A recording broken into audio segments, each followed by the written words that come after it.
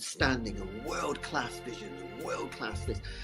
I'm a real leadership geek, honestly. I've spent my whole career reading books and chatting to people. I just find the whole thing and the announcement, the way it's been announced, bizarre. If you could move away from a model where teachers are so intensely focused.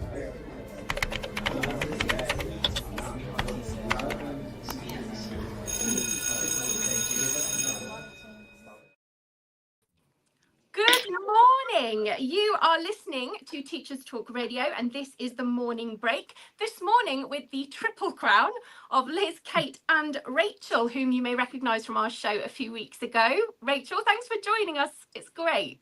Morning. Lovely to join you. Yeah, lovely to be here. Thank you. How have your summers been, ladies? You go first, Rachel. Okay, so sorry, were you wanting me to introduce? Oh, I was just wondering how your summer was. Oh, sorry, beg your pardon. Yes, very nice, very, very busy. As I think we all agree, summers are a time when we cram in as much of the things we can't get done during the year in. So lots and lots of dentists, doctor's appointments, visiting family, sorting things out, but lots of nice days as well. Yeah, you do try to cram your entire life into 6 weeks, which is really weird. I call it coming out of hibernation. I come out of hibernation like I don't exist for, the other 10 and a half months of the year. And then I'm like, hi, does anyone want to do something social? Absolutely. There's definitely a sense of I have to have a very, very strict diary in the summer. I think I'm going to have loads of days where I'm going to have nothing planned and I can mooch about or hibernate or whatever it is that my body feels it needs to do. But I seem to end up cramming it with nice lunches, days out to places, and trying to schedule to catch up with people, like you say, that you just haven't spoken to in 10 months because things have been so busy.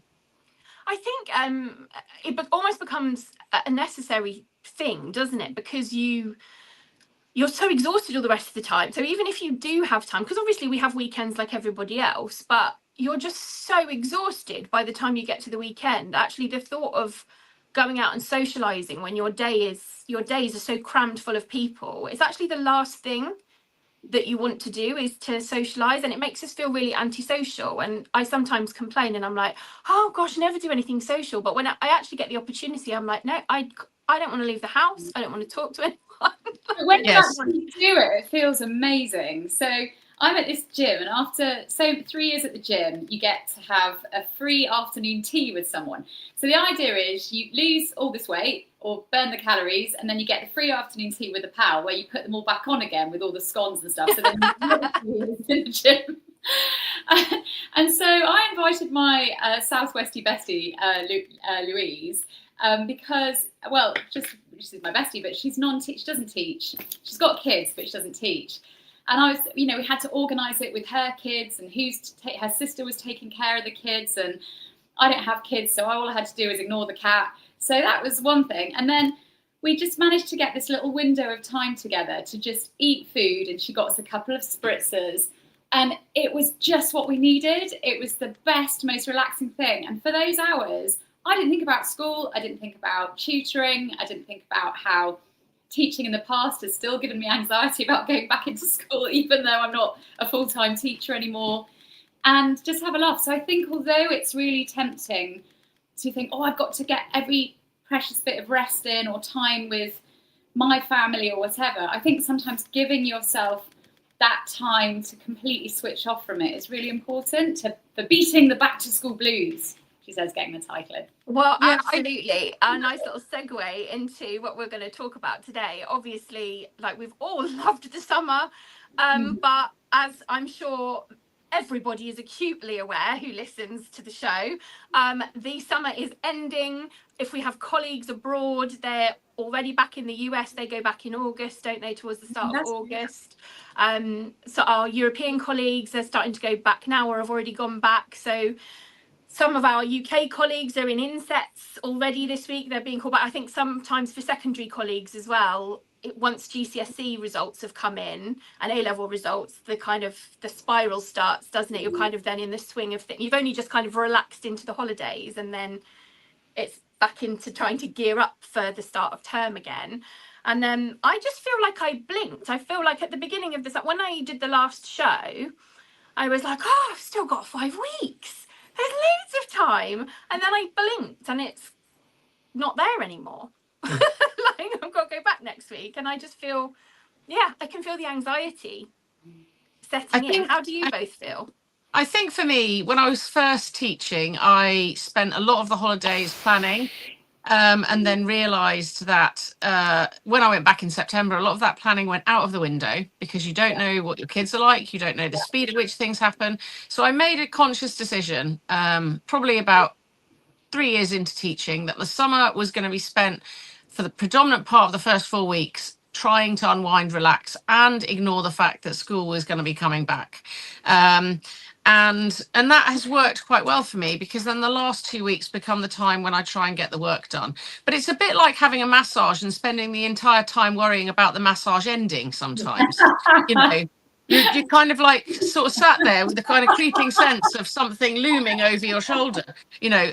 So it is it's difficult. It really is. And it's like you say, I think, Kate, with having friends that aren't teachers, that is a key. Guys, love you, but in fact, Yes. you just reminded me of something that our colleague Millie said to me. I started off, I remember, thinking, thank God it's the holidays. Now I can catch up on all that planning I didn't do, that marking I didn't do. Like, I've got and I had all this stuff with me. And I remember Millie going, oh, I just throw all that into the spare room. And then like a couple of days before term starts, I get it all out. But I was thinking, oh no, that'll make me so anxious. So, I mean, everyone does it in different ways. But like Every weekend is like that. You put your marking in the car and drag it home, and then you don't get to it and drag it all back again the next It has a nice week. little holiday.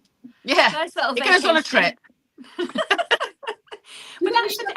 But the guilt that's associated with that is Oh yeah, pretty horrendous, isn't it? And the thing is, like, we shouldn't feel guilty for not doing that. We're as entitled to a rest as anybody else is. But I think because there is a massive blur, I think, between work and life with teaching. I think with a lot of professions now, actually. I think since everything's gone online, everyone's got access to emails and everything. I think for every profession, to a certain extent, you're accessible 24 hours a day, aren't you? But there is definitely something about teaching, I think, where the guilt is really, really heavy. And so when you don't do something, you feel like you have to justify yourself all the time. And it's like, well, I didn't do that because I was doing this, this, this, and this. And it's like, do you know what? You are entitled to go to sleep. You are entitled to have dinner. You are entitled to have a life, actually. But you're kind of made to feel like you shouldn't. And I think a lot. Oh, go on. Sorry, Liz. No, I was just going to say, I think the difficulty isn't there, and I know we're going to talk about this a bit later on, is that there are no strict parameters of where you're expected to stop working. And there is an expectation historically that you will get it done, even if it is a physical impossibility to stretch time to incorporate all the stuff you have to do. So, you know, people go home on a Friday with a deadline for Monday at 8 a.m. for reports or whatever it is. And there is an expectation that even though people know they should be having time with family or time to rest, you will get it done. Somehow you will bend the time and space continuum and get it done. And that's very, very difficult. And it is, I think, because the way teachers are perceived as well and presented in the media, there's a lot of teacher bashing, isn't there? I've been so highly aware of it, as I always am over the summer. Oh, well, you've got 6 weeks off, lazy teachers, blah, blah, blah. You know, the same, oh, I wish I had your job. Plenty of vacancies. Come join us. You know, it's not as easy as it seems. Do you think, sorry to interrupt, do you think we should have a word from our sponsors? Yes. Just wondering. Yes. Yeah, before we get into this entirely, no problem. Okay, so this show is brought to you in partnership with Hatchet Learning, publishers of professional development books and resources that support great teaching and learning in schools around the world. Level up your professional development today and visit www.hatchetlearning.com to explore the full range of titles. Our second sponsor is the Chalk and Talk podcast. If you are looking for another great educational podcast, obviously apart from our own, Check out Chalk and Talk with Anna Stocky. Anna is a passionate advocate for evidence-based maths education for students of all ages. On her podcast, she talks about everything from effective teaching methods and how-to guides for teaching maths facts to tips for evaluating research shows claims. She brings on top-notch guests, educators, researchers, and policymakers, and discusses issues that directly impact teachers and students. Chalk and Talk is for anyone interested in education, and find it wherever you get your podcasts. And finally, Teachers Talk Humanities. Are you a teacher of history, geography, or RS? If so, get along to Manchester on Saturday, the 20th September for TTR Humanities, a day of CPD and networking brought to you for free. Grab your tickets on the pinned post on the TTRX account or visit the website at TTRADIO, or should I say Teachers Talk Radio, .org /events. Thank you. Thank you so much, Rachel. You make a much better job of that than I do. So you deserve that. Yes, I'm so sorry to interrupt what you're saying, but just before you do, I can't turn my dishwasher off. Can you guys hear it in the background? That's why I keep blowing out. I was thinking, oh no, shush. That's Like, the how dare you do household chores, Kate? Yeah, the insistence of daily life breaking in. It's not my stomach growling, just to let you know. That's louder. Sorry, Liz, what were you saying? I'm so sorry to interrupt. I suddenly just thought we were getting carried away and we might need to get those adverts in. But what were you just saying, though? Just talking about kind of the teacher bashing that happens in relation to long summers and things like that. And just there is a fundamental misunderstanding of how many hours teachers actually work. And as Rachel was saying, like there aren't any parameters, and we have that teachers' contracts have that really kind of ambiguous clause in them, don't they, of an anything that's deemed reasonable to do to complete your job. And it's just like, well, do you know what, you could argue that anything is reasonable for me to do within my job, and so therefore actually that ends up being an endless list. And it's really hard. I mean, even 20 years in, I don't think I'm particularly good at prioritizing, because everything seems to come in at such a pace as well. And that's one of the things I feel really anxious about going back to work. Like, yeah, even though the intensity of being a parent over the summer is quite, because you're constantly, keeping a person occupied and feeling like you have to fill your days, and actually feeling almost a little bit of pressure as well to make the most of it for yourself, for your child, for everything. But you don't have that work plate spinning in the background, and so that pace isn't there. And that's what I can feel my anxiety. I don't want my emails to be chiming, every 2 minutes with a new job for me to do, for a request that I didn't see come flying in and be like, oh gosh, where am I going to fit that in? Or a reminder of something that I meant to do and hadn't done. And that it's the pace, I think. It's just, I saw a statistic that said teachers make, I may have mentioned this on the show before, but teachers make more minute-to-minute decisions than a brain surgeon, and that's why we feel so exhausted. Oh, and no. it's well, if you think about it, when you're in a classroom with 30 people who need your attention, of whose needs you're constantly trying to cater for, and behavior that you're dealing with in the corner, and the technology's failing, and your emails are going off, and oh, you haven't done that initiative that you were told about in inset, and you've got to remember to do that, and oh, you've got to call that person's parent because you forgot about that, and that's constantly whirring. And in the summer that's not there. Because Liz, have you found any strategies to deal, if anyone listening is worrying about the same things, have you personally found any even small strategies to help you wrinkling your nose at me to help you deal with this waterfall? Because I'm getting stressed. I am really ashamed to say no. I can't think of any. Well, no, I have actually. I do have a weird system. We're beating the back to school blues today. So. It's not the. I don't have any wisdom at all on it. I should, but I don't. But I think something that I have done, whether this is right or not, I have a little bit of a system where I do know some things that are like pressing and important. With my emails, like when my emails come in, if it's a quick job, I'll deal with it immediately, because I don't want it to disappear. As soon as it disappears out of my line of sight, it's going to get buried. It's gone. It doesn't exist anymore. So I have to deal with it there and then. If it's a big job, I'll pin it in my inbox and I'll get to it when I've got enough time to do it. There are some things, the C tray things that come in, and I'm like, right, okay, I probably do need to do that. But until someone chases me for it, I'm not going to do it, because it's a little bit like, if someone's asking me to do something, but I'm not 100% convinced that that is a necessary job, that might be a little bit of pointless admin that you're asking me to do. Yeah. And if you're not going to chase me for it, then you don't actually want it. You don't know whether I've done it or not. Yeah. So that's kind of, I mean, gosh, that's not a great system.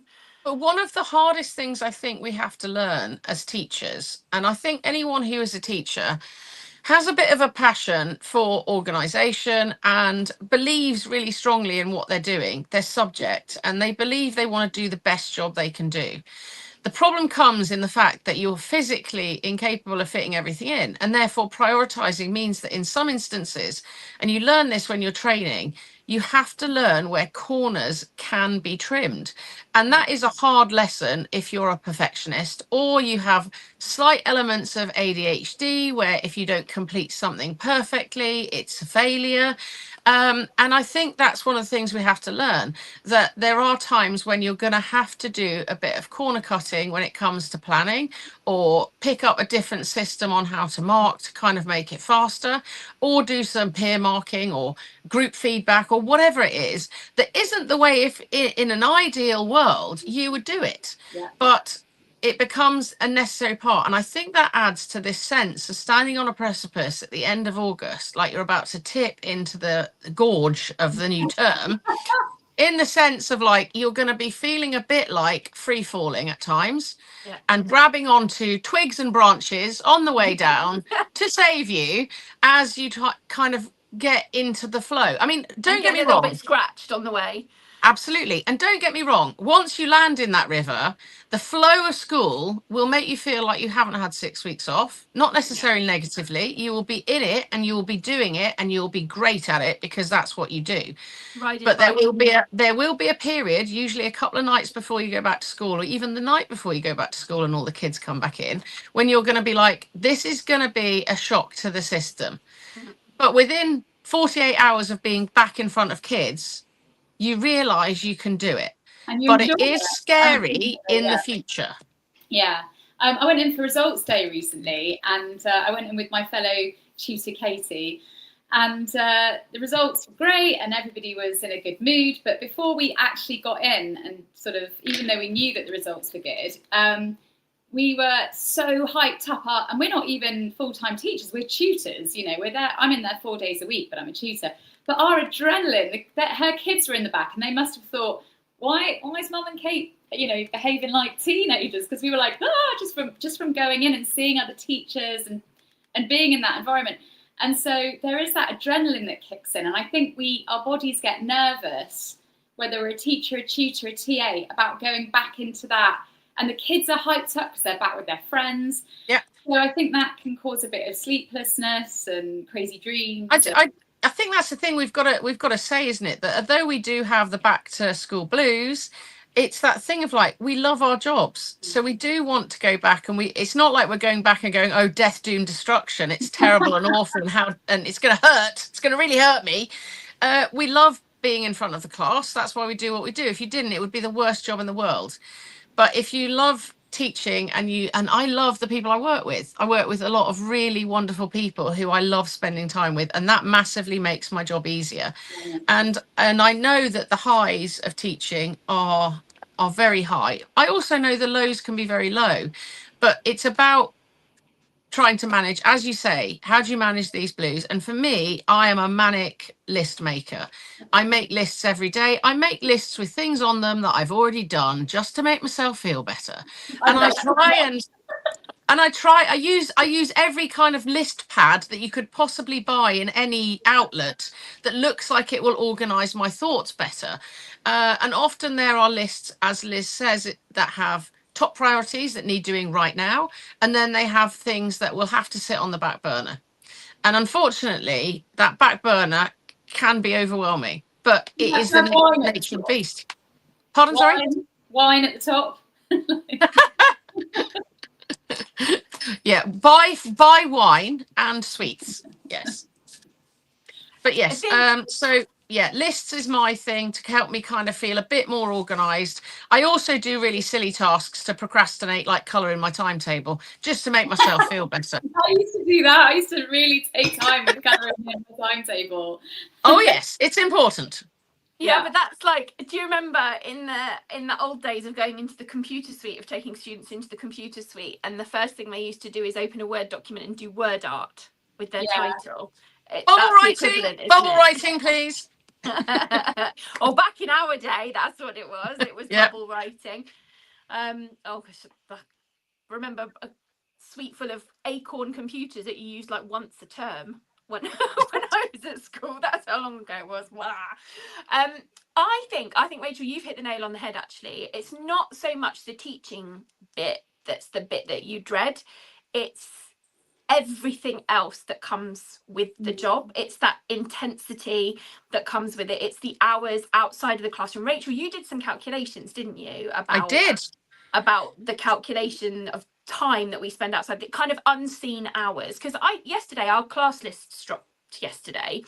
So I spent some time yesterday looking at my class list, gathering my AEN information, thinking about constructing my timetables and things like that. Those are all like these, I would call them like a silent job. Like they're things that are unseen. They're going on behind the scenes because they have to be done, and they're crucial to you understanding your class. But nobody gives you any time for it. There's never enough time on inset for it. It's just something that you have to do at some point before term starts. So I sat down and did it yesterday. It took me 2 hours just to gather the AEN information, and I was like, that's ridiculous. Like that's a huge. It's an important admin task. It's not built into my directed time. We'll talk about that later. It's not, but it's really time consuming. But I have to do it.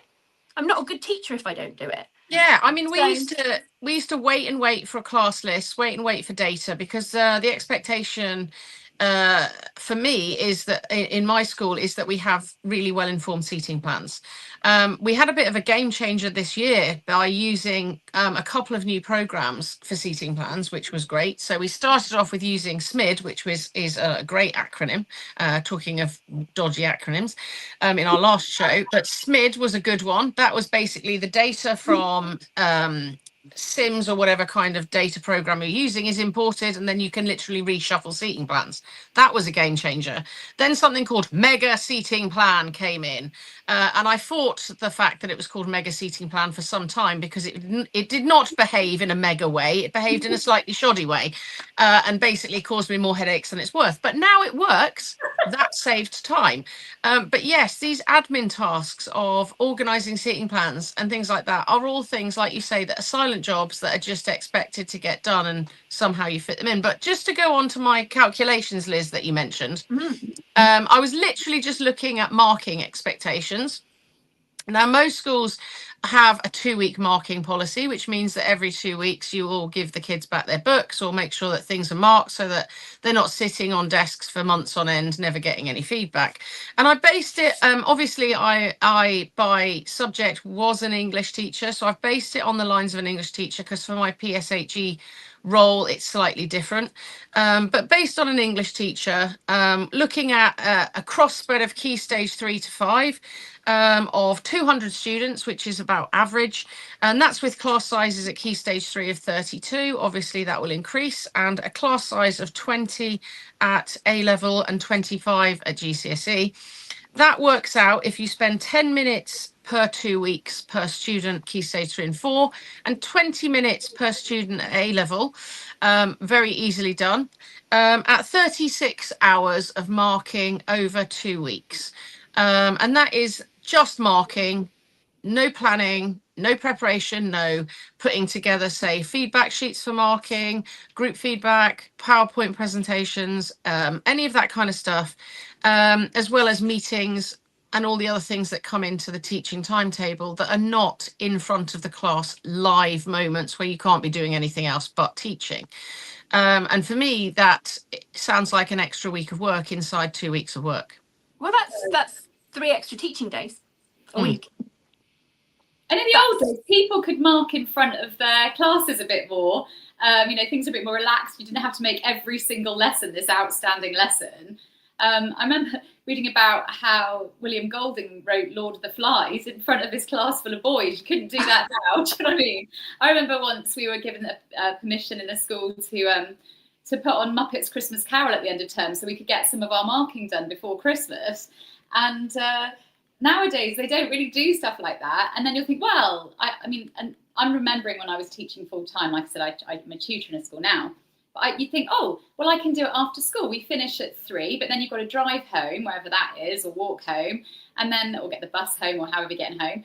And then you find out there's a meeting that you've forgotten about, and then the meeting, by the time you get home, you're knackered, and you've got to, and then you've got all those hours of marking on top of that. So I'm doing it I'm speaking the way I remember as a teacher, when we were given a bit more time sometimes to do the marking. But nowadays, I don't know how you guys do it. I really don't.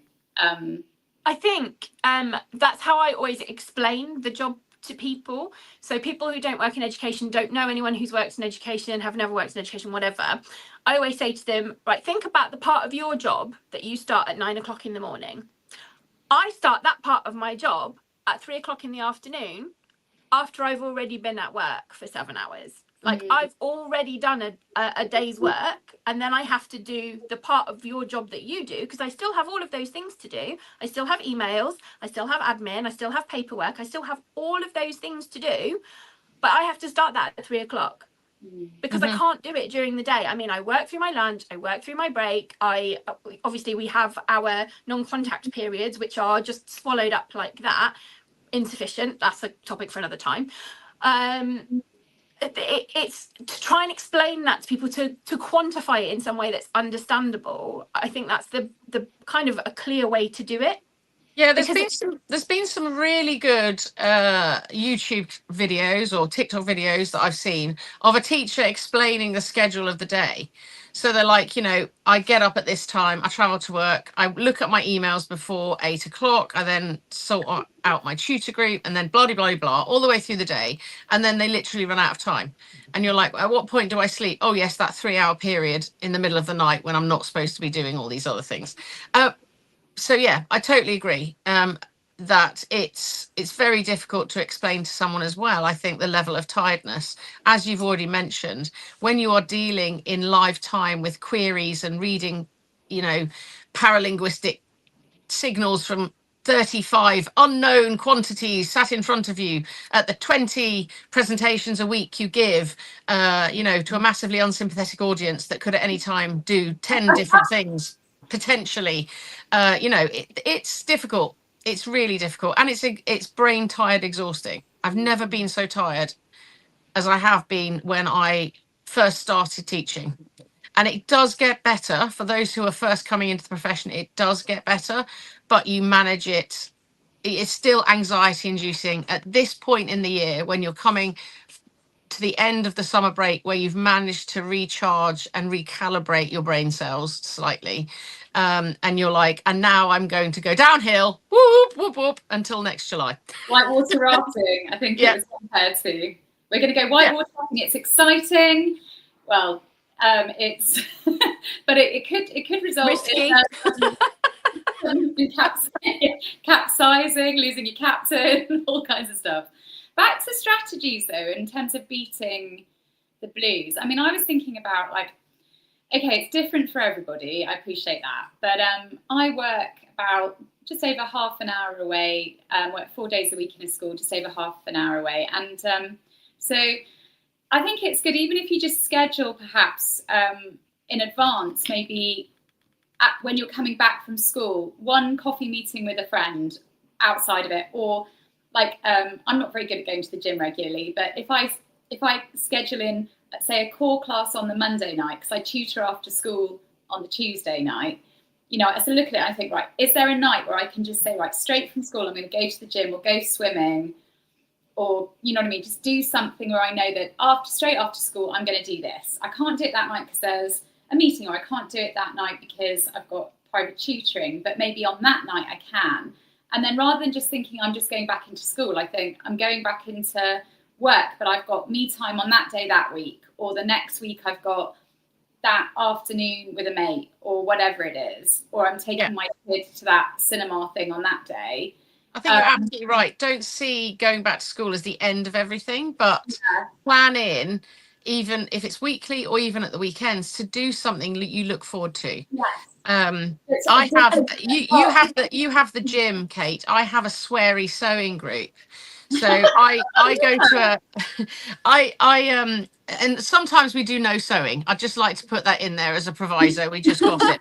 But we're the whole point was that we oh yes, I did, from making costumes and things as well. Well, no, we do. We are a kind of, we were inspired by the Profanity Embroidery Group, which is a group of ladies who sew vicious swear words onto beautifully embroidered cushions, and it's kind of a way of getting out those demons, you know. So I have a group like that I go to on a Wednesday, and I can't sew, so it's taking me absolutely forever to achieve anything. And a lot of the time I turn up and just sort of collapse into a chair. But it's funny, the number of teachers in that group is a significant makeup of the demographic, because I think we need an outlet. Yeah, we need an outlet. I think it is about Little Women, when they're all sewing the sheets together, but they're actually having a good chat and a good catch up, and relieving all the stresses of their individual lives in different ways. But I'm imagining Little Women sewing swear words onto the sheets now. Yeah, absolutely. That's exactly what we're about. Would have been well behind that, I think. Yeah, she loved it. March would have been in support of it, I think. If she had to do some stitching, she would have been. That's the sort of stitching she would have done, for sure. I think you're right, Kate. I think it is about boundaries. I think as teachers, it's really funny, isn't it? Because within your classroom and managing your classroom, you are told to have boundaries to manage your classroom effectively, manage behaviour within your classroom and things like that. And I think, weirdly, we can be quite good at that, but then not with ourselves. And we move those boundaries for ourselves all the time. And I think actually we kind of need to ring fence. And I think as a profession, that's something that we need to do a lot more often. I've seen, again, Rachel, you were talking about social media, TikTok. I've seen lots of things recently on one of the other podcasts where they're kind of saying, no, you need to be strict about this. You know, these are the things that are in your contract, but you are not expected to do this. You are not expected to do this. Don't do it. Because if you do it, it's really easy then for people to walk all over you and exploit you and expect you to do those things. The more that you do, the harder it is then for you to say, well, I'm not doing that this time. You've got to set some precedents and say, no, sorry, I'm not doing that. Sorry, I don't have time. Last year, I don't know what I've done with a piece of paper, which probably says it all, but I wrote down some phrases that I saw someone say about setting boundaries. And I was like, I'm going to use those this year. And I wrote them in the front of my planner and have since lost them. So you can tell how frequently I used them. But it was like, I'm sorry, you've asked me to do this already.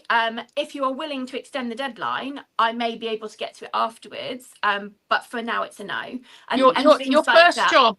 Your first job, Liz, is to find that sheet, laminate it, stick it on the wall, or punch the damn thing and get it back in your planner. Yeah, stick it on the wall and use it. Sew it onto a cushion. I'm a lot better at saying no now than I used to be. I think basically having a child is the thing that drew the line for me. Prior to that, I was such a yes man. I was like, yeah, I can do that. Yeah, no problem. Yeah, it's fine. And I do think there's a definite psychology in teaching. And I always felt uncomfortable with it before I had my son, but now I feel really uncomfortable with it.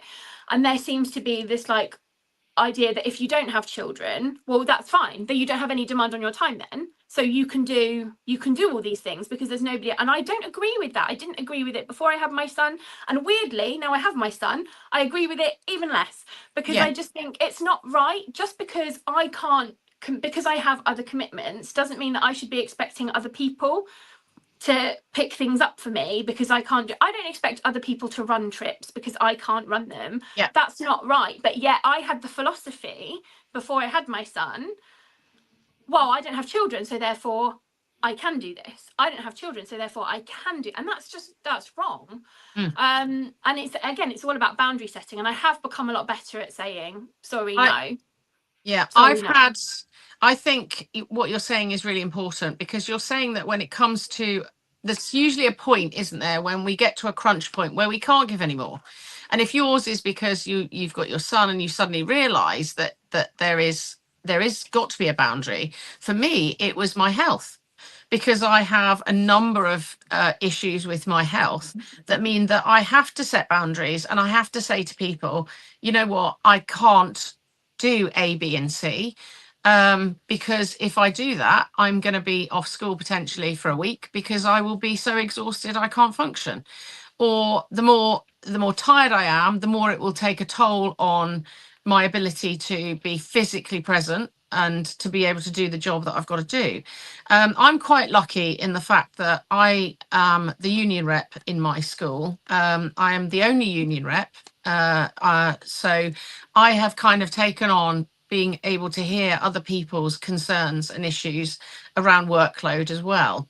And I have to kind of advocate quite a lot for management being very specific about what they mean by directed time, which I think is something that we want to talk about as well, because this directed time can become an all covering excuse for if they've got a gap in CPD, for example, they can direct you to go and do something else, when really what you need is 2 hours to catch up on everything that is about to come tumbling on top of you.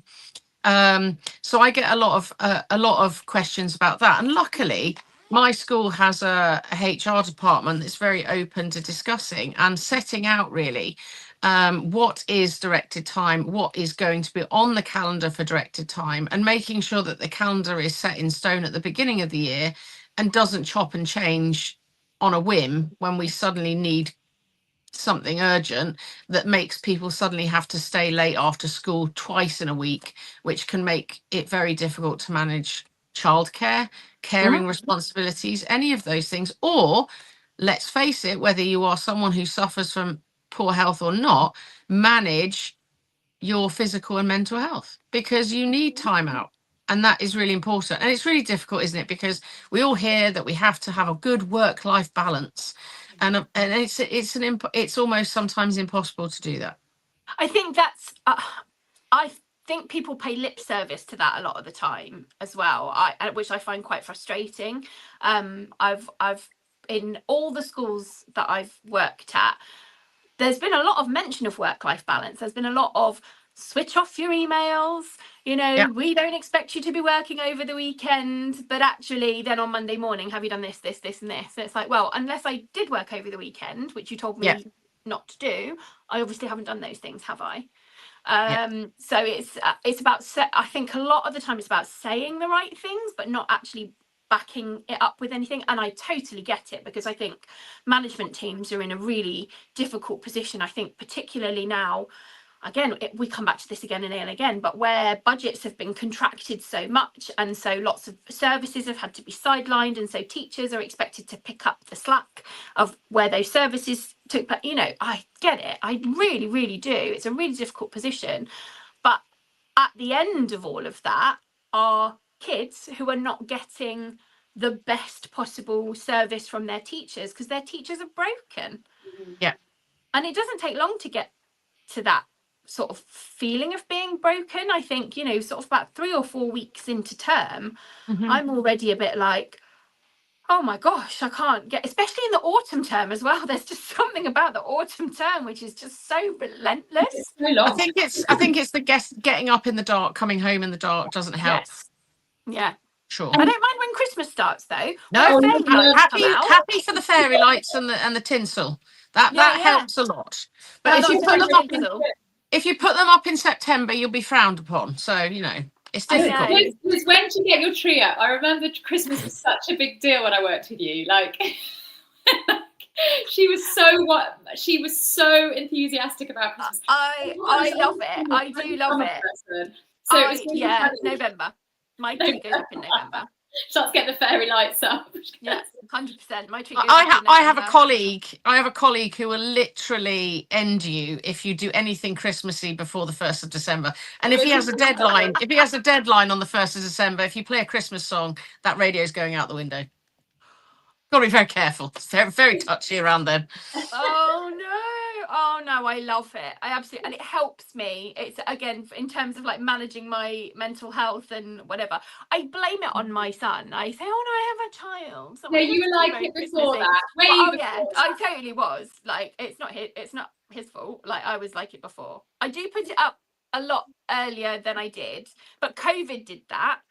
COVID was like I normally would wait until the 1st of December, but then once we had COVID, I was like, do you know what? Life's too short. I'm gonna put my tree up whenever I want to put my tree up. Did you have it all through COVID? Be honest. That was March. Even I've got my tree down. Does that help you beat your back to school blues? Thinking about festive things you enjoy, planning perhaps with kids. Yeah. Funnily enough, that's what I was thinking just this morning. I was thinking, oh, do you know what? At least like we're on the kind of run down to Christmas, and I can put my Christmas tree up and things like that. Even though that was like 2 months away. I do really like the feel of autumn and the autumn term in this. I get a bit of like a New Year's resolution feeling, like, okay, so you know, let's get organized, let's do stuff. And of course that falls apart in a matter of days, but I like that feeling, and I'm much more of a boots and coats and crisp autumn weather than I am summer. I struggle a bit in the summer because I can only exist if I'm close to a body of water. Kate, I'd love to live where you live, but I'm in the landlocked land of Oxford, which basically means jumping in and out of water is difficult for me unless I purposefully go to a swimming pool or a lake. So I'm more of a autumn winter bod. So I do enjoy the feel of the autumn term, and I absolutely love Christmas in school. What Christmas about in people school, who don't though? amazing. Like, I'm not okay. Like I said, I keep saying, you know, I used to teach full time, and now I tutor 4 days a week in the school. But I talk about the blues. I get the winter blues. You know, when I need the light, so I spend a lot of my summer outdoors. I've been in the sea a lot over the last month. I've loved being able to work in the garden in terms of like I like doing creative writing, so it's not schoolwork, but reading, writing in the garden. In the daytime, having my breakfast in the garden. If I wasn't on the radio right now with you beautiful friends, I would be in the sea. And so I get a bit like, oh, so here we go. Here's the term starting and the back to school. And then it's going to be winter and I'm going to have to get up in the dark and I won't be able to go in the sea as much. And although I know people do it all year round, it does get a lot colder. So what about people who have the blues in terms of not only are they a bit anxious about going back into like the free fall of school, but they're also dealing with those winter blues? I mean, is there, I think also not in addition to that, I think obviously like you've both said you love where you work. I love the people I work with as well. I'm very lucky that I have a good, you know, so you find your people, don't you? Talked about that on the last show, and I think your teacher besties are really crucial, but there are lots of people who are going back into environments where they don't feel that way, really toxic environments who are dreading it in a completely different way. Like we're talking about it quite flippantly, aren't we, in that kind of that whole, oh well, I just don't want the summer to end, I don't want my freedom to be curtailed, all that sort of thing. But for some people, like that sense of dread is really real, because they know they're going back into that toxic grind of, you know, some people are working in environments with people who are really very unpleasant. Adult bullies as well. And not accidentally but I've had it in the past before, and it's not nice, and you do dread it more. You feel like you're treading on eggshells, you know. And I think for those people, you know, the end of summer is the ultimate Sunday scary, isn't it? feeling sick to your stomach and thinking, I think with those kind of situations, coming from a union perspective, you need to think about what it is you want to change. What do you need to know about your work environment and what is going on? And I know it's really easy to say, but if something is really bad for you, if the environment is really bad for you, if the people are really bad for you, you need to make a change for your own sake. Yeah. You need to keep your eyes peeled for something else. You need to really think laterally about what you want to do and try and find allies in the workplace that you can go to and talk to. And make sure as well that you know your rights, because when it comes to workplace bullying and it comes to pressures and even if it is work load based, there are things that you need to know. And I think that everybody needs to make sure that they know what their rights and their protections are in school. And your union reps should be people that you can go to, not because you want to open a great big court case, but because they know their stuff and they know where to go. And there are also, it's so important that teachers are part of a union, whether you're in state or private education, because the unions can offer counselling services, they can offer places to go and people to talk to that will be able to help you. And try not to make yourself into an island. It's awful when you're in a situation. I've been in it in the past when I've worked with people who have been incredibly unpleasant, and you have to make sure you know your rights. They are the things that will hold you up and make you feel stronger, and will stop you feeling like you've got nowhere to go. That's yeah, brilliant. it's about having that person who can advocate on your behalf. I think is really important. If you've got to have difficult conversations, it can be your friend. It doesn't have to be a union rep in a meeting. You can have anyone you want sat by your side to take secondary notes, so that you can have somebody else to back up what you said. Don't ever go into meetings alone if you don't feel safe doing so. Yeah, that's a good point. What about schools where there isn't very much union presence? I've worked in schools in the past where there hasn't been a union rep. Yeah. Very, very difficult. I never knew who they were in the past, Well, I think it is the responsibility of the senior leadership team to promote union reps and promote union membership within staff. It's part of well-being. It's absolutely crucial, and they should be doing that. They should be saying that, it's really important that union reps are present, because they are the bridge between staff and sometimes leadership or management. But in my school, like I said, we had 3 union reps a couple of years ago. 2 have left for various reasons. One was older and retired. The other one went to change profession entirely.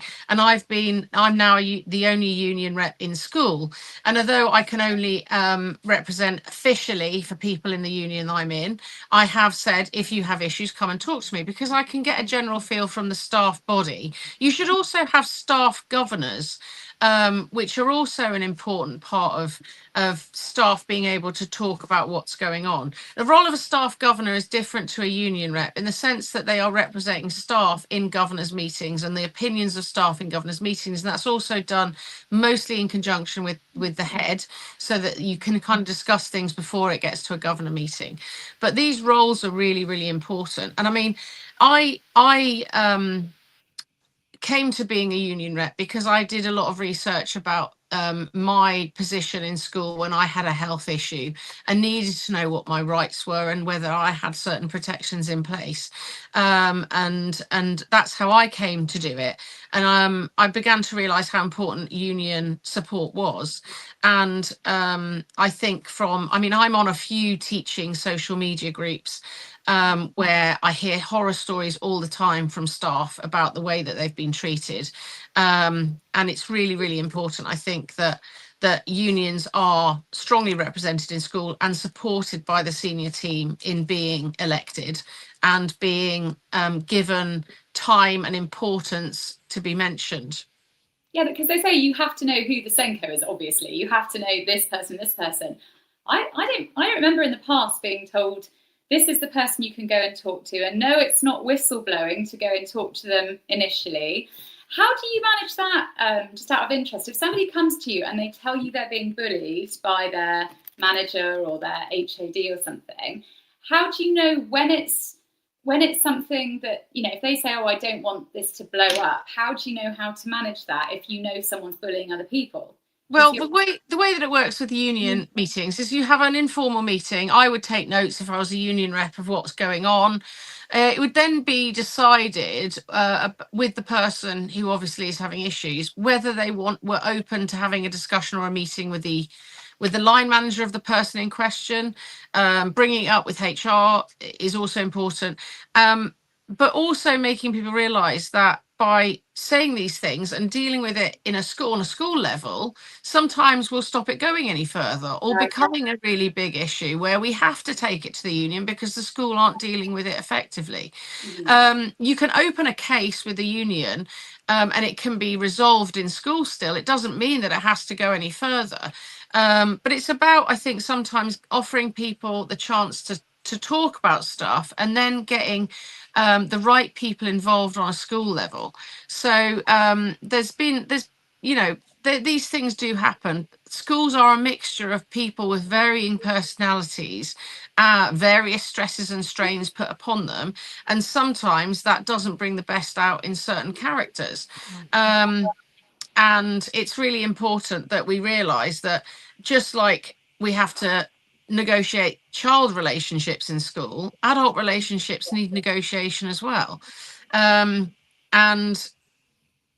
it needs careful planning and careful managing by line managers and by holding meetings where everyone feels that they can talk openly and kind of get the support systems in place. But that can be very complicated, and it is different for every school because the dynamics are different in every school. But it's important that union reps are given training and allowed to take that training so that they can help to manage that. But by going to your union rep or HR shouldn't make it escalate into a great big issue. The ideal thing is to get it de-escalated and dealt with before it has to get into, the worst case scenario. I think that is the irony within schools, though, isn't it? I wish I knew that years ago. Not at the school we were at, but I just wish if I'd known that, I thought, I can go and talk this through and find out if I'm being too sensitive about this or my colleagues being too over the top about that. Maybe take a colleague with me who felt the same, and then that could have actually helped the person discuss, rather than people just talking about it behind their backs because they're feeling they're treading on eggshells, that kind of thing, And I think that one of the things that exacerbates the feeling of, am I being paranoid or is this person being rubbish with me, is the communication within school. Because a lot of the time we fire off emails very quickly because we're all really busy. And sometimes, I'm very guilty of receiving an email and thinking, oh my gosh, they think I'm rubbish at my job. I haven't done A, B, and C. Where's my P45? I'm being fired next week.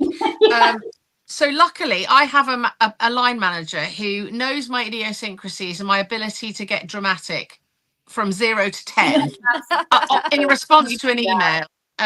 Quite quickly. So I often scuttle into his room and go, can I just tell you about this? And then you can tell me if I'm being ridiculous. Yeah. And he's very level-headed and will be like, and relax, please. That is nothing to do with that. That person just, has got this, and this going on, is very, very busy and is, not great at writing emails. Definitely having that objective viewpoint helps, because when you're a party that's involved in it, obviously you bring the emotions, and somebody else being able to come in with no emotional attachment to it whatsoever and look at the black and white the way that it is. I receive emails, and what I do, it's almost like a therapeutic form of, I rage type a reply and then I don't send it. So that's dangerous. I would accidentally slip and press send. So I have to step back, breathe, go walk somewhere, and then come back to it later. I've been guilty of firing off. But I'm like, I've got it out of my system. Definitely. I've said all the things that I wanted to say. But no, I'm not sending it. And then delete. Feel better now. Go away, sleep on it, come back to it, read it again. Okay, right, this is what I need to do. These are the practical things that I need to do. Yeah. I think something you said there, Rachel, really struck a chord with me, which was about dealing with adults in the same way that we deal with the children. I think as schools, we are not good at that. No. We are not good at looking after our adults in the same way that we look after the students. There's almost like this idea that you stop being a human when you become a teacher, and that you don't have feelings. And I find particularly sometimes some of the way that you are spoken to by other adults, whether it be by parents or something like that, you know, can be quite bullying and quite unpleasant. And you just think, do you know what? I don't think you recognise that the way that you're behaving is really quite antagonistic and nasty. And if someone was treating your child that way, you would not want that. Just because I'm an adult doesn't mean I should have to put up with that. I shouldn't have to put up with you making these demands, you speaking to me in this manner. And you catch more flies with honey at the end of the day. Yeah, like I never understand why people go in all guns blazing and expect to get The best out of a people. positive response out of that. Like you're not going to get the best out of somebody. I don't want to work hard for somebody who's been really unpleasant to me. Yeah. Like or that. power tripping, pulling rank on you. There's no need for it. We're all working for the kids here, but I've been guilty of firing off a defensive reply before, and then thinking, I didn't want to sound that defensive. So I think, Liz, I'm going to do what you do, which is get my emotions out, then realise they're not targeting me personally, they're not firing me tomorrow, they're not questioning my ability to tutor, and just basically, just be calm and think about that. And the fact that they're under pressure, they're busy as well. But then if you come across an individual, that's a different situation, that's me overreacting. But if you come across a situation like I mentioned in the past when I was doing a cover in a school years ago, and it would have been really nice to actually see visually, when even in the interview at the beginning, this is your union rep, a picture of them, these are their contact details, this is who you go to for whistleblowing, but also to de-escalate anything. I think that would have helped me with and this person you can go to if you're feeling back to school blues or anxious, or you've got imposter syndrome that most of us have in and out of teaching. Imposter syndrome. My school is very good at the start of the year. As part of our inset, all new members of staff have that moment where they have to stand up and everyone stares at them. Which is always mortifying. But I will do something similar. I will stand up and introduce myself as the union rep, and I think, and also the union rep should have a notice board in the staff room where they put union information and a mugshot of themselves, and where I can be found, in the depths of the drama studio or room 24 or whatever. And that's really, really important. And I think that senior team need to, again, this idea of being really positive about union membership. If you're positive with union membership and positive with union reps, then the whole dialogue between staff and the senior team is much more conducive to coming up with solutions and not turning everything into a grump fest when stuff goes wrong. I'm just really conscious, Liz and Kate, of the time. I was just thinking that. And I was like, we've done it again. We've talked a hind leg off a donkey. Just to remind you that this show is brought to you in partnership with Hatchet Learning, publishers of professional development books and resources that support great teaching and learning in schools around the world. Level up your professional development today and visit www.hatchetlearning.com to explore the full range of titles. Squeezing that in before we close. So what are our takeaways? What are we going to do going into the new year to not... I think on sheets. So swear words on sheets. Yeah. Make lists. Yeah. Make time for jump in the sea at the end of the day or whatever it is you like to do. Make sure there are make sure there are fun events planned in your future. I always get, when people are saying, do you want to do this in September? I'm like, oh no, I'm going back to school in September, couldn't possibly. But I'm like, no, plan things for September. Plan to go to the theatre, plan cinema trips. Your life does not end when you go back to school. And also remember, I think you may not sleep the night before you go back to school, but within 48 hours, you will be in the flow and it will happen. It And somehow all comes out in the wash. You're not alone. A lot of people feel, if you're worrying about imposter syndrome or you're worrying about anxiety, a lot of people feel that way, a lot of people.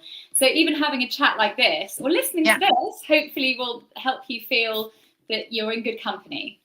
Absolutely. And I think that surrounding yourself with people who bring out the best bits of you and can give you a pep talk and tell you that, no, you know, you are good at your job and you do a really important role. And what we do, you know, really massively influences the young people that we come in contact with, just by being positive human beings and knowing that we love the job we do is the thing, despite the challenges. Yeah. So true, and really positive way to end, I think. Wishing you both the best start to a term, wishing everybody listening the best start to the new term if you haven't already started yet. Put your boundaries in place, do positive things, and return in 2 weeks. We look forward to resolve any disputes, you know, through the union reps before they need to escalate if you can. Don't be afraid. Absolutely. Absolutely. Thank you so much, guys. It's been an absolute pleasure again. And see you in a couple of weeks. Bye. Thanks so much. Bye. Outstanding. We're back.